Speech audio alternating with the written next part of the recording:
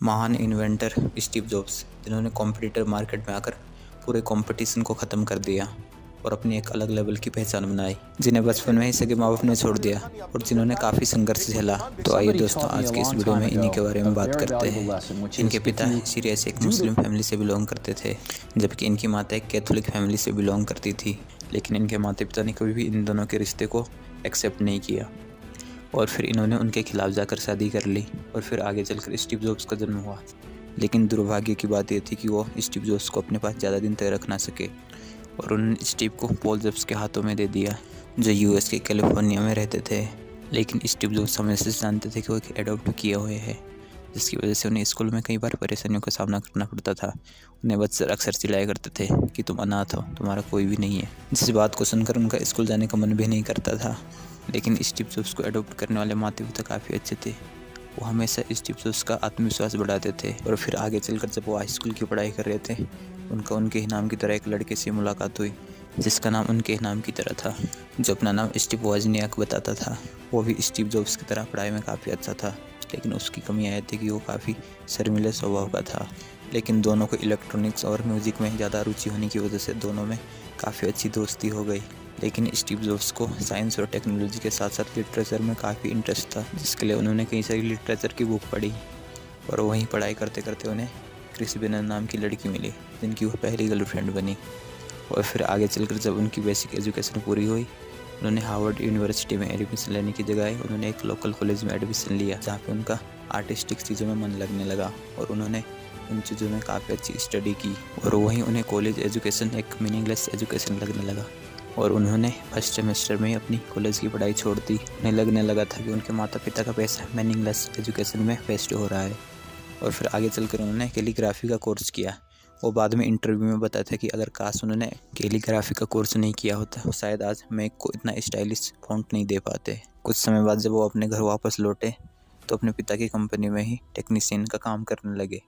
उसी बीच उनका इंडिया आने का दौर भी शुरू हुआ और उसी बीच उन्हें इंडिया में स्पिरिचुअल एनलाइटनमेंट का अनुभव भी हुआ और साथ में उन्होंने जैन और बुद्धिज्म का पाठ भी पढ़ा, जिसके बाद वो बताते हैं कि उन्हें आईपॉड बनाने की प्रेरणा भी यहीं से मिली। अब बात आती है एप्पल की शुरुआत कैसे हुई। वक्त के साथ टाइम बदलता गया और फिर एक बार 10th क्लास के दोस्त से मुलाकात हुई और दोनों ने मिलकर कुछ प्रोडक्ट डिज़ाइन करने की सोची। उन्होंने कई इंस्ट्रूमेंट बनाए, जैसे कि वीडियो गेम में यूज़ होने वाला सर्किट बोर्ड, टेलीफोन नेटवर्क में होने वाला ब्लू बॉक्स, जिसके मार्केटिंग में स्टीव जॉब्स का बहुत बड़ा हाथ था। लेकिन स्टीव जॉब्स कुछ यूनिक बनाना चाहते थे जो सबसे अलग हो, लेकिन उन्हें पता नहीं चल रहा था कि वो क्या नाम रखे। वो ऐसे ही एप्पल के बगीचे में घूम रहे थे। उन्हें आइडिया है कि क्यों ना कंपनी का नाम एप्पल रखा जाए। इसके बाद ही एप्पल कंपनी की शुरुआत हुई, पर शुरुआत में इनके पास इतने पैसे नहीं थे ये खुद का ऑफिस खोल पाए। लेकिन इन्होंने हार नहीं मानी और ना ही कोई बहाना बनाया। इन्होंने शुरुआत में अपने पिता के गैराज में एक छोटा सा ऑफिस खोला और सारे काम वहीं से करने लगे और अब जाकर एप्पल कंपनी धीरे धीरे सफलता की सीढ़ियाँ चढ़ रही थी। लेकिन स्टीव जॉब्स की पर्सनल लाइफ में कुछ अच्छा नहीं चल रहा था। उनकी गर्लफ्रेंड जो क्रिस बेनन थी, वो उनको बिना बताए प्रेग्नेंट हो गई, जिसके बाद उन दोनों के बीच में रिश्ता अच्छा नहीं चला, जिसकी वजह से स्टीव जॉब्स ने उस बच्ची को अपना मानने से बिल्कुल इनकार कर दिया और दोनों अलग हो गए। लेकिन स्टीव जॉब्स की गर्लफ्रेंड ये मानने से बिल्कुल भी मना नहीं कर रही थी कि वो उनकी बेटी नहीं है। इसके चलते उन्होंने कोर्ट में केस कर दिया और बाद में जब डीएनए टेस्ट किया गया तो 95% डीएनए स्टीव जॉब्स से मैच किया, जिसका नतीजा ये निकला कि स्टीव जॉब्स को उनका पालन पोषण का खर्चा उठाना पड़ेगा।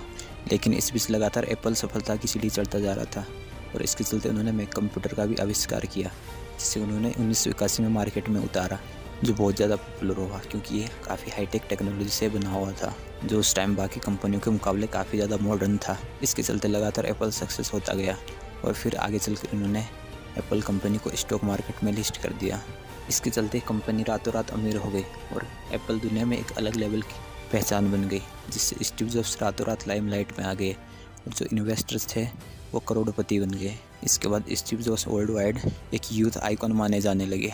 आगे चलकर ये कंपनी इतनी पॉपुलर हो गई कि उस टाइम की सबसे पॉपुलर कंपनी में से एक माइक्रोसॉफ्ट, उनके सीईओ बिल गेट्स के जाकर इन्होंने पार्टनरशिप कर ली।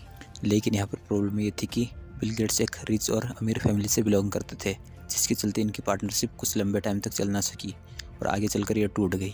इन दोनों के बारे में कई बातें की जाती है, लेकिन असल में बिल गेट्स चाहते थे कि उनके मैक कंप्यूटर में माइक्रोसॉफ्ट का सॉफ्टवेयर यूज किया जाए जिससे वो उससे भी और ज़्यादा पैसा कमा सके। और फिर 1985 तक आते आते प्रेसिडेंट जॉन स्केली को स्टीव जॉब्स ने बताया कि वो एक अलग कंपनी बनाना चाहते हैं, लेकिन बोर्ड को लगने लगा कि स्टीव जॉब्स का एप्पल में इंटरेस्ट ख़त्म हो गया, इसके चलते वो एप्पल को छोड़ रहे हैं।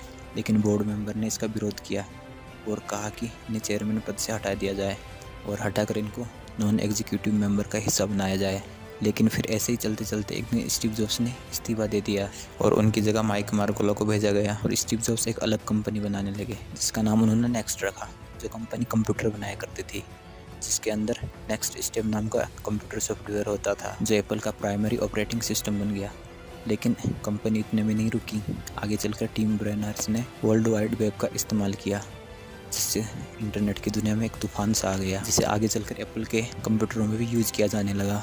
इसके बाद स्टीव जॉब्स ने एनिमेशन फील्ड में भी हाथ आजमाने की सोची और इसी बीच उनकी मुलाकात स्टार वार मूवी के निर्माता जॉर्ज लुकास से हुई, जो उस टाइम पे सबसे पॉपुलर मूवी बनाया करते थे, जिन्होंने एनिमेशन डिवीज़न को बेचने की तैयारी कर रखी थी, जिसे देखकर स्टीव जॉब्स भी काफ़ी प्रभावित हुए, क्योंकि वही मात्र एक जगह थी जहाँ पर स्टीव जॉब्स ने पिक्सर नाम का कंप्यूटर देखा जिसमें 3D ग्राफिक इस्तेमाल किया जाता था, जिस कंपनी को आगे चलकर स्टीव जॉब्स ने खरीद लिया। और फिर इसमें उन्होंने एनिमेशन के एडवांस सॉफ्टवेयर डेवलप किए, जिसमें बाद में वॉल्ट डिज्नी स्टूडियो ने काफ़ी ज़्यादा इंटरेस्ट दिखाया और उसने अपनी मूवी लिटिल मरमेड में इस्तेमाल किया। और इसके बाद चलकर स्टीव जॉब्स ने जॉन लस्टर के साथ मिलकर एक एनिमेशन मूवी बनाई जिसका नाम टॉय स्टोरी रखा गया, जो पूरी दुनिया में बहुत ज़्यादा फेमस हुआ। और फिर इसके बाद मानो तो एनिमेशन मूवी की जड़ी लग गई। और फिर इसके बाद स्टीव जॉब्स अपनी बायोलॉजिकल माँ और बहन से भी मिले, जो लॉस एंजलिस में रहते थे, जिनका पता उन्होंने डिटेक्टिव से लगवाया था। उन दोनों की काफ़ी अच्छी बनी क्योंकि दोनों को लिटरेचर में काफ़ी ज़्यादा इंटरेस्ट था।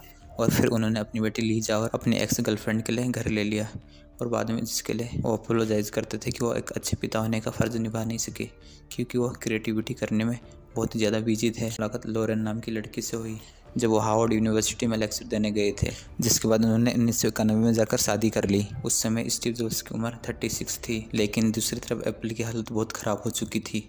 वहाँ बिल गेट्स लगातार अपने विंडो को अपग्रेड करते जा रहे थे, जो मार्केट में खूब चल रहा था। लेकिन दूसरी तरफ एप्पल की हालत ख़राब चल रही थी क्योंकि सिक्यूली ने सिर्फ प्रॉफिट पे ध्यान दिया था। उन्होंने ना तो मैक को अपग्रेड किया था और ना ही कोई नया प्रोडक्ट लॉन्च किया था, जिस कारण एप्पल के शेयर लगातार गिरते जा रहे थे और लगातार कंपनी घाटे में डूबती जा रही थी। और इसी बीच स्टीव जॉब्स की वापसी होती है और वो CEO गिल एमलो से मिलते हैं और उनसे बात होती है और वो कहते हैं कि वो मैक को अपग्रेड कर सकते हैं। इसके बाद जॉब्स को दोबारा से CEO बना दिया जाता है और वो लगातार रात दिन कड़ी मेहनत करते हैं और वो फिर से एक बार एप्पल को उसकी खोई हुई मुकाम पर पहुंचा देते हैं। उस समय तक उनकी उम्र 40 साल हो चुकी होती है और इसके बाद वो नए नए प्रोडक्ट लॉन्च करते हैं, जिसका नाम तो आपने भी ज़रूर सुना होगा। आईफोन, आईट्यून्स, आईपॉड, अलग अलग प्रोडक्ट लॉन्च करते हैं, जिसके बाद एप्पल दुनिया की सबसे बड़ी लार्जेस्ट मार्केट कैप वाली कंपनी बन जाती है। लेकिन 2003 में आते आते एक बुरी सूचना मिलती है कि स्टीव जॉब्स को कैंसर है और इसके बाद उनकी लगातार सर्जरी चलती है। इसके बाद 2 साल तक तो ठीक चलता है, लेकिन 2008 में आकर दोबारा से कैंसर रिप्लेस हो जाता है, जिसको जांच करने के बाद पता चलता है कि उनकी पूरी हड्डियों में कैंसर फैल चुका है और उनकी लीवर का ऑपरेशन करना पड़ता है, जिसमें उनको ट्यूमर हो गया था। इसके बाद वो दोबारा से एप्पल पर नहीं आ पाते और उनकी जगह पर टीम कुक को CEO बनाया जाता है, जो कई तरह की चीज़ों पे काम करते हैं, जैसे प्रोटेक्शन, परफेक्शन, इस तरह के इनोवेशन पे वो लगातार काम करते जाते हैं, जो आज तक लगातार दिखता जा रहा है। लेकिन हालांकि हालत कुछ भी हो, लेकिन स्टीव जॉब्स ने कभी हार नहीं मानी। वो लगातार बीमारियों से जूझते रहे, लेकिन फिर भी उन्होंने इस बीच iPod 2, iCloud से सिस्टम को लॉन्च किया, लेकिन उनकी हालत लगातार धीरे धीरे ज़्यादा बिगड़ने लगी और फिर 2011 में जाकर उन्होंने एप्पल से इस्तीफा ले लिया, जो उसके बाद कुछ ही महीने जी पाए और 5 अक्टूबर 2011 को जाकर उनके घर पे ही उनका देहांत हो गया, जब उनके सारे फैमिली मेम्बर उनके सामने मौजूद थे। तो दोस्तों, ये थी ग्रेटेस्ट इनोवेटर स्टीव जॉब्स की जीवनी, जिन्होंने असल दुनिया को बता दिया कि प्रोडक्ट की क्वांटिटी से सिर्फ पैसा बनता है, लेकिन प्रोडक्ट की क्वालिटी से ब्रांड बनता है।